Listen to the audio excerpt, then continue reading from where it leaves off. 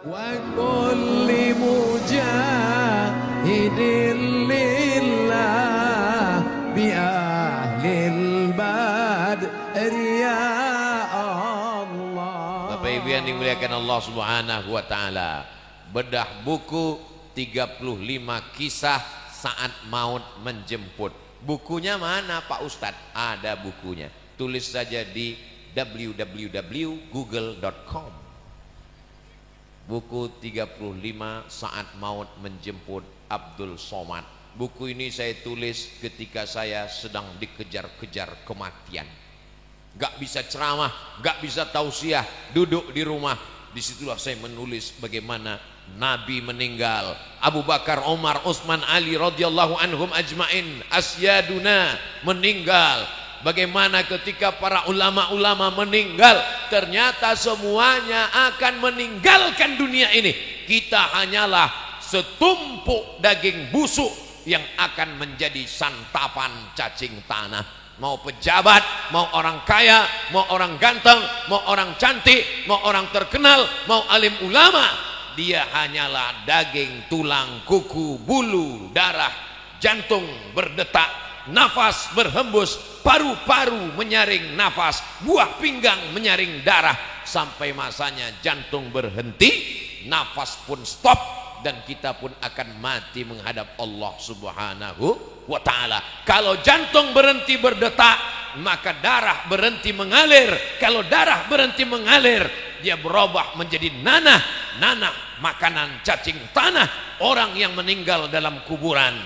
Mulai 24 jam menggelembung kulit-kulitnya, usus perut membesar, 5-7 hari pecah. Kalau sudah usus pecah, bola mata keluar, kuku copot, daging retak-retak, lalu kemudian membusuk kulit kepala, lepas. Jangan bayangkan, nanti nggak bisa tidur malam. Saya tidak sedang membayangkan orang lain, tapi bayangkanlah diri kita. Rambut yang selalu kita perhatikan, belilah sampo anti ketombe. Tubuh yang selalu kita perhatikan, belilah pelembab anti kulit retak-retak. Pada akhirnya semua akan mati menghadap Allah. Usus meletus, mata melotot keluar biji mata, kuku copot, daging retak, pecah. Datanglah hewan yang paling tajam hidungnya. Walaupun dia tidak punya hidung, tapi hidungnya paling tajam. Penciumannya dari jarak 1 kilometer. Kalau kita dikubur di sini, digali liang lahat di sini, 1 kilometer ke sana, 1 kilometer ke kanan, 1 kilometer ke depan, mereka akan datang mencium bau yang luar biasa. Makhluk itu bernama cacing. Besok yang mancing hari Ahad, gali tanah ambil cacing.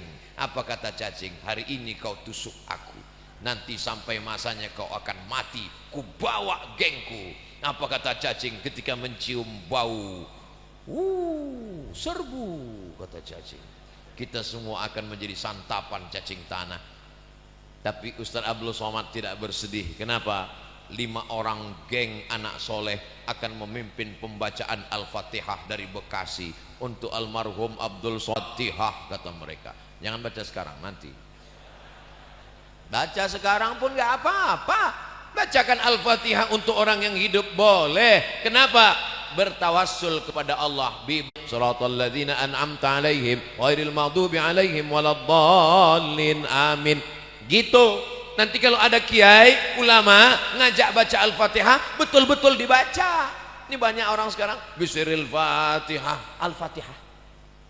Ente nggak baca Al-Fatihah? Itu tadi betul-betul dibaca 7 ayat dari basmalah sampai waladdallin. Amin.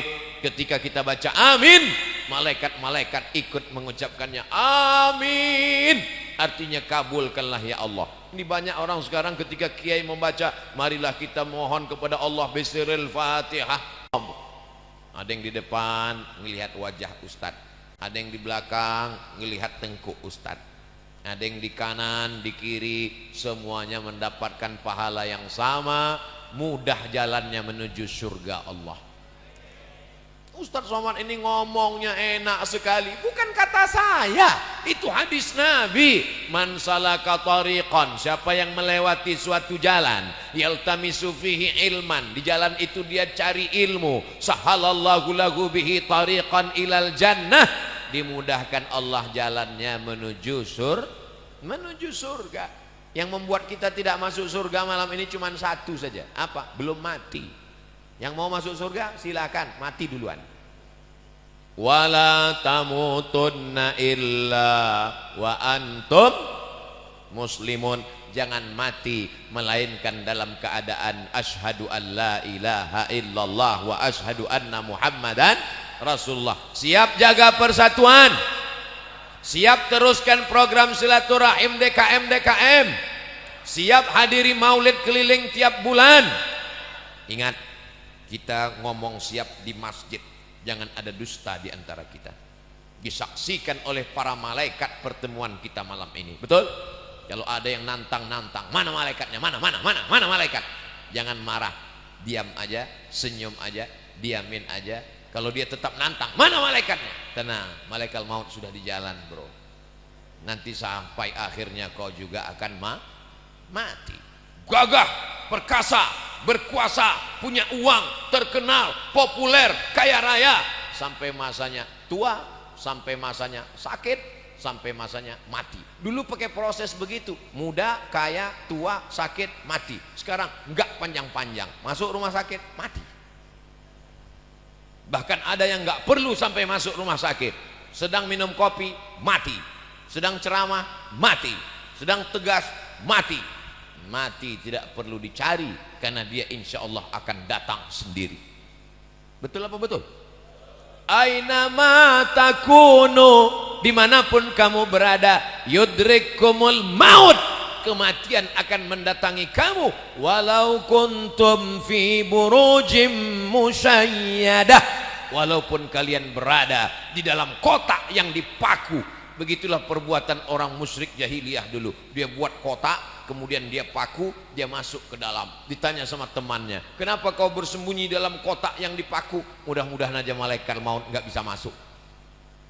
Siapapun akan mati menghadap Allah.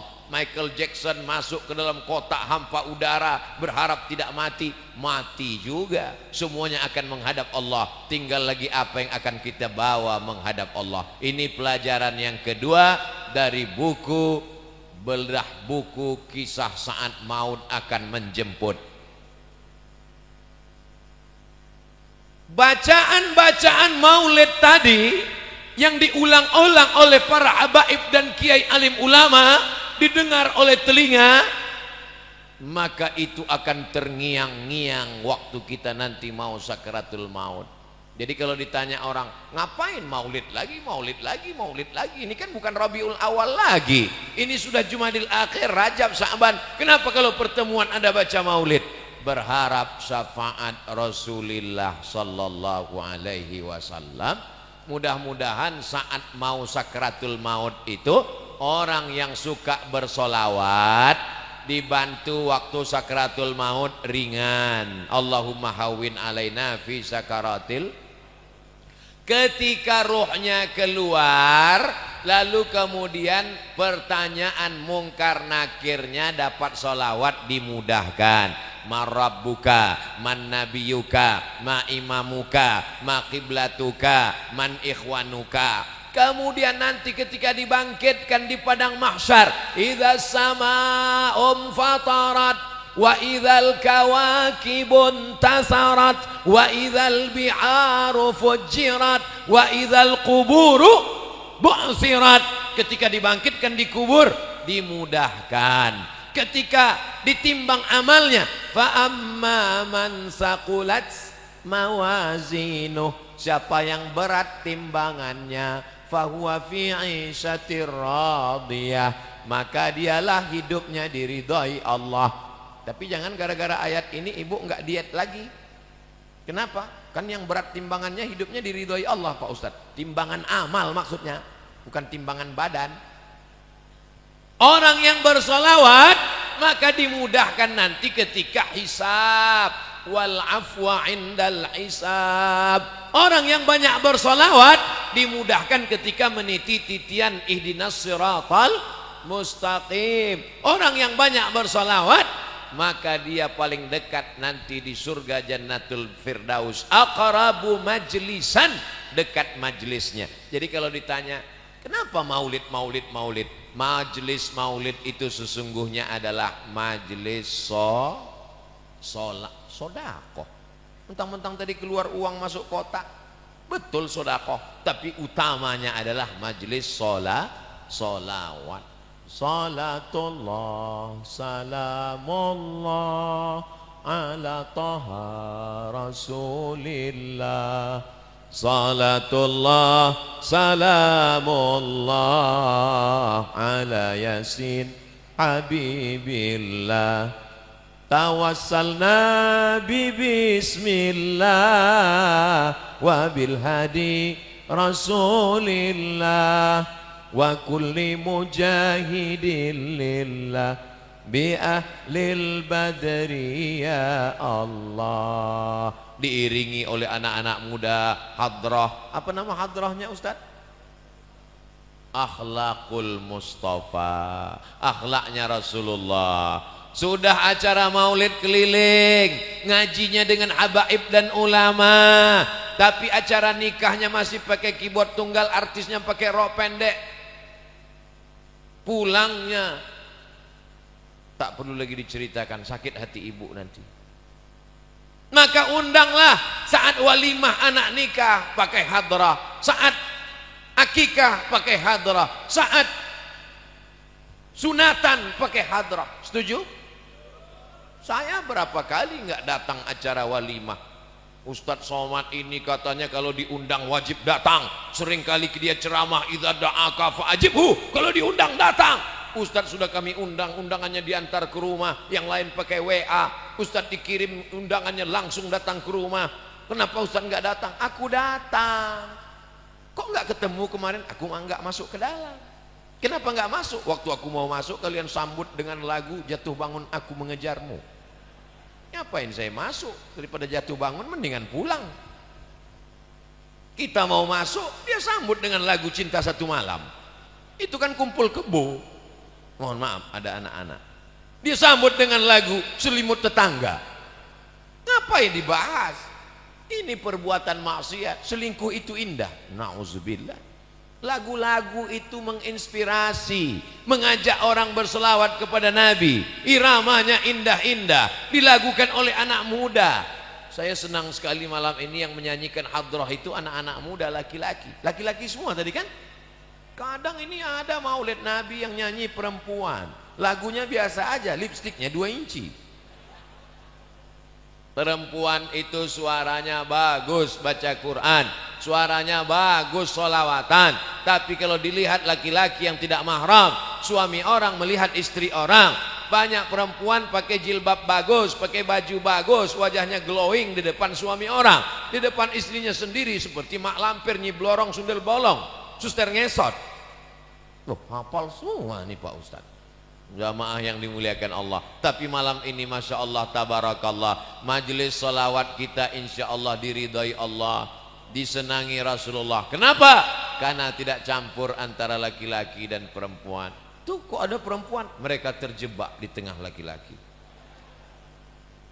Masya Allah tabarakallah. Ini yang baik-baik ini kita bawa insya Allah. Apa pelajaran dari Bekasi? Silaturahimnya terjaga. Apa pelajaran dari Bekasi? Cerita judulnya tepat mengingat mati, supaya masyarakat ini diingatkan pada mati. Wa kafa bil mauti wa'iza. Ada nasihat yang tidak bersuara, ada nasihat yang bukan khutbah, bukan ceramah, bukan tausiah, bukan tazkirah. Dia diam 1000 bahasa. Nasihat itu bernama mati. Siapa yang menasihati Ustadz Abdul Somad? Enggak ada. Enggak ada orang menasihati saya sampai sekarang. Saya datang ke Kiai, Kiai tolong nasihati saya.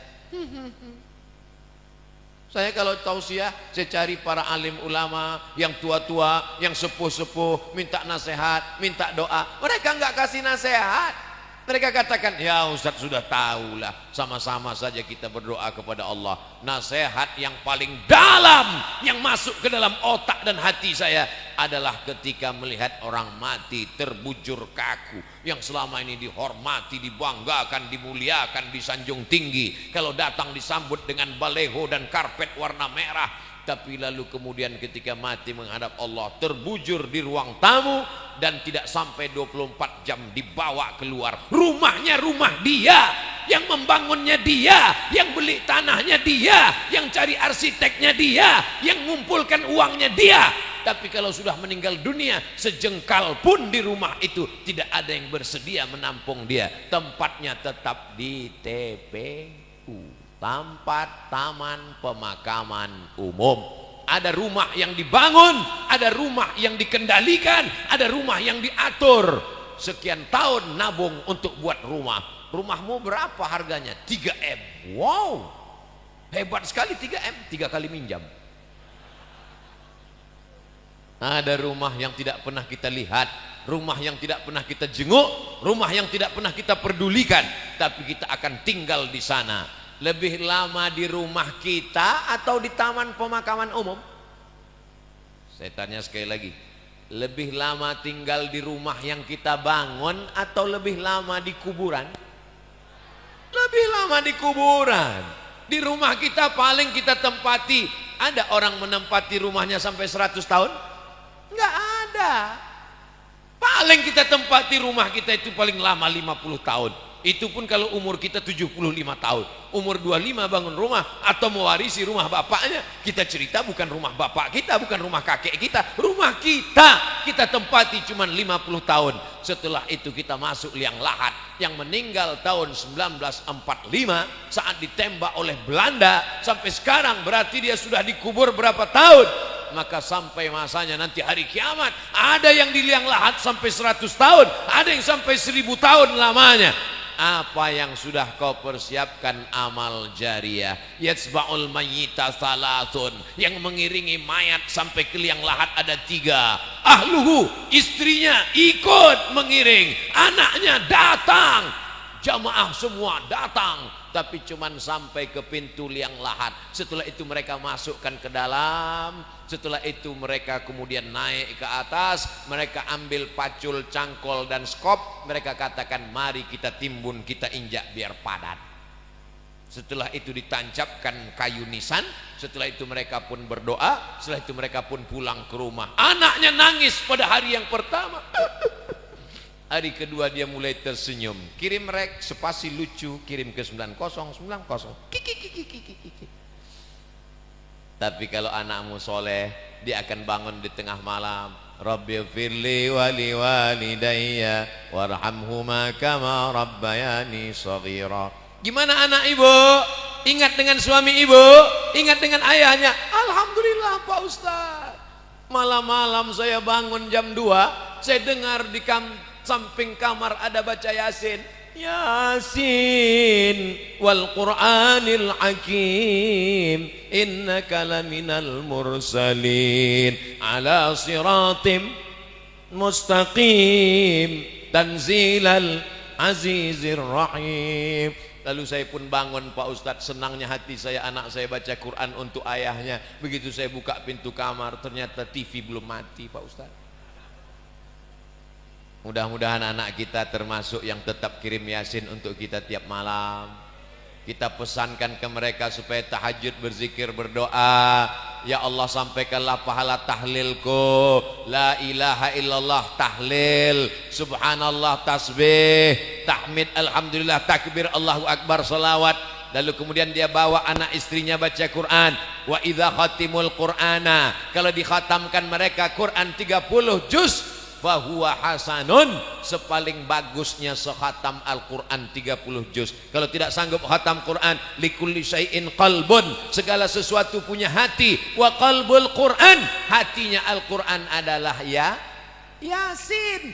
Dan kalau tidak sanggup baca Yasin, Ummul Quran Al-Fatihah, level paling tinggi sekhatam. Tak sanggup sekhatam Yasin, tak sanggup Yasin, Ummul Quran. Itulah tadi yang Pak Bupati mengajak kita, Mari kita bacakan suratul Fatihah. Fatihah pun tidak mau. Innalillahi wa inna ilaihi raji'un.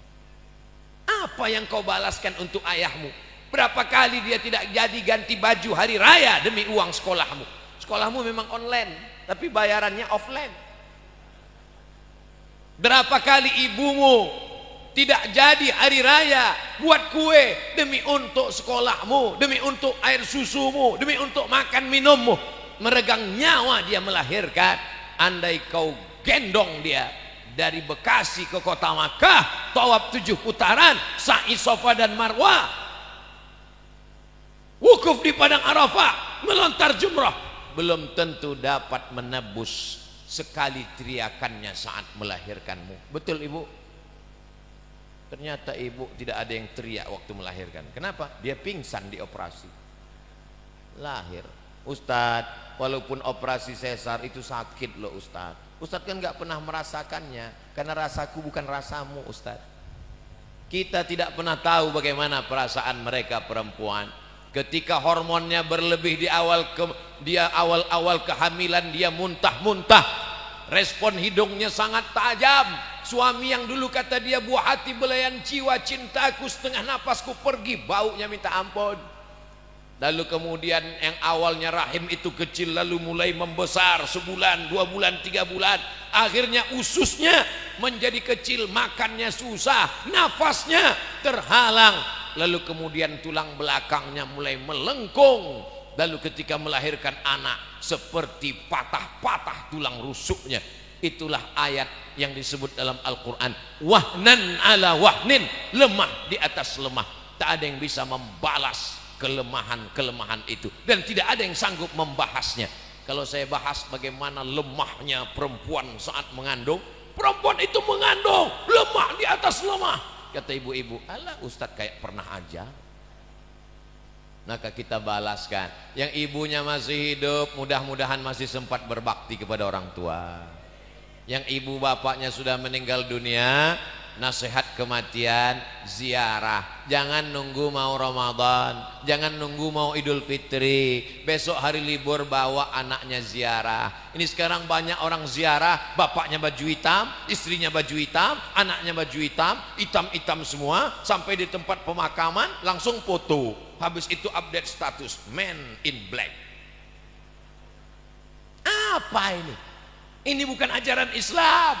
Ajaran Islam adalah saat di tempat pemakaman baca doa, assalamualaikum ya alad diyar minal mu'minin wa inna insyaallahu bikum lahiqun yarhamullahul mustaqdimina wal mustakhirin nas'alullaha lana wa lakumul afiyah. Oh, bacaannya panjang Pak Ustadz. Ya, tapi kami bacaannya pendek. Apa bacaannya? Assalamualaikum ya ahlal kubur. Itu namanya doa minimalis. Apalah salahnya cetakkan doa ziarah kubur? Tanya nanti panitia berapa ongkosnya buat baleho besar seperti ini, buat doa ziarah kubur, tempel besar-besar di dekat pemakaman TPU. Assalamualaikum ya ala diyar minal mu'minin wa inna insyaallah bikum lahiqun yarhamullahul mustaqdimin wal mustakhirin nas'alullah lana walakumul afiyah. Coblos nomor, boleh. Daripada baleho yang nggak jelas ujung arahnya, nyangkut ke pokok kayu, diambil Satpol PP, dibakar.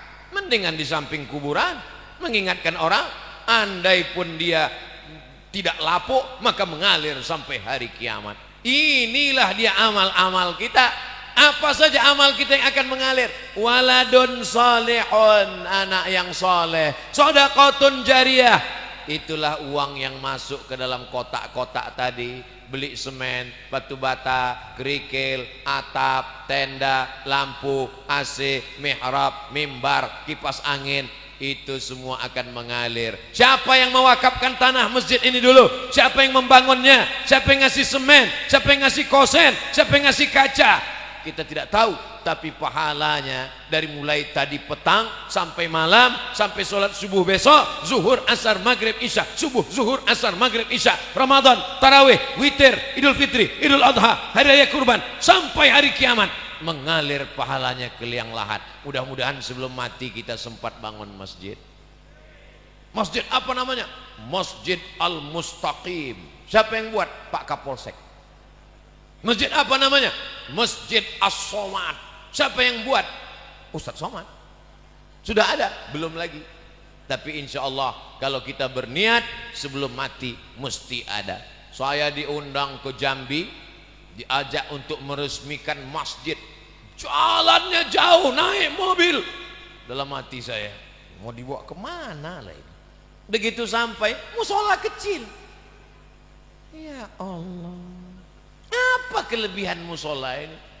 Apa kelebihannya? Berikut ini mari kita dengarkan kata sambutan dari Bapak Kapolsek. Saya sebagai Kapolsek, kumisnya melintang. Saya sebagai Kapolsek di tempat ini Pak Ustadz risau karena tidak ada tempat sholat. Orang sholat di kamar. Maka saya kumpulkan di antara anak-anak buah saya. Kita beli semen, batu bata, akhirnya jadilah musola ini. Dan saya bertekad kalau siap yang meresmikannya adalah Ustadz Somad. Oh, begitu kronologisnya. Dan orang tidak berani nolak. Kasih semen, siap. Jadilah musola. Jabatanmu tak lama, tapi yang kekal abadi adalah masjid. Presiden kita, proklamator kita, Insinyur Soekarno cerdas. Di saat Indonesia tidak semakmur sekarang, uangnya tidak banyak, baru saja diserang oleh Belanda dan Jepang, dia sempat berpikir untuk membangun masjid terbesar di Asia Tenggara. Itulah dia Masjid Istiqlal. Sampai Presiden Amerika pun masuk ke dalam. Semua orang-orang yang masuk ke dalam Masjid Istiqlal itu kalau masuk berdecak kagum seperti melihat kucing. Wow, amazing, kata dia. Apa amazingnya? Tiangnya banyak sekali, kata dia. Luar biasa. Sampai sekarang mengalir pahalanya sampai hari kiamat. Berganti lagi zaman, akhirnya setiap kabupaten, setiap kota di Indonesia ada masjid, punya ciri khas. Apa dia? Bangunannya tidak pakai kubah, tapi pakai atap seperti masjid kerajaan Islam Demak, bangunan Wali Songo. Dan itulah dia sampai sekarang disebut dengan Masjid Muslim Pancasila. Sampai hari kiamat akan mengalir pahalanya. Maka kita pun berpikir, jangan mati sebelum bangun masjid. Saya nggak bisa bangun masjid Pak Ustadz, bangun musola nggak apa-apa. Surau Pak Ustadz, oke. Langgar Pak Ustadz, nggak apa-apa. Orang Jawa dilanggar nggak mati, karena dia berzikir di dalam langgar, dalam surau. Hanya saja surau, langgar dan musola tetap di dalamnya usolli sunnatan tahiyatal masjid, karena di sana ada sholat 5 waktu, subuh, zuhur, asar, maghrib, isya.